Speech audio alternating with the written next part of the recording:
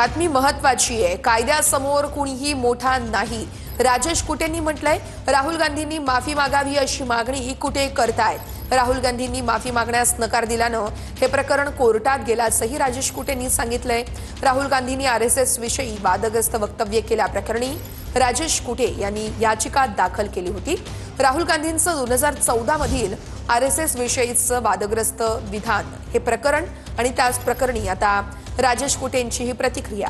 महात्मा गांधींच्या हत्येमागे आरएसएसचा हात असं वक्तव्य राहुल गांधींनी केलं होतं। राहुल गांधी यांना जामीन झालाय, काय प्रकरण?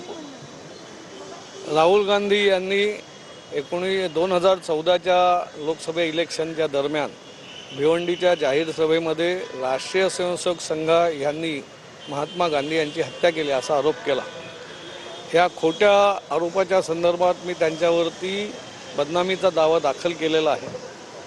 ह्या दाव्यामध्ये त्यांनी पहिल्यांदा जो जामीन घेतला त्या जामीनदारांचं दुःखद निधन झालं आणि त्यामुळे आज त्यांना परत एकदा जामीन घेणे आवश्यक होते। भारतामध्ये कायद्याने राज्य चालते, कायद्यामध्ये कोणालाही विशेष अधिकार नाही हे आज सिद्ध झाले। कोर्टाने त्यांना विशेष काही काम असेल तरच उपस्थित राहण्याचे सवलत दिलेली आहे। त्यामुळे परत ज्यावेळेस आवश्यकता लागेल त्यावेळेस ते उपस्थित राहतील ना। काल पण सुलतानपूरच्या न्यायालयामध्ये जावं लागलं होतं, आज भिवंडी न्यायालयात जावं लागलं। कायद्याप्रमाणे जे असेल ते घडेल। कोर्ट काही असं मुदत देत नाही।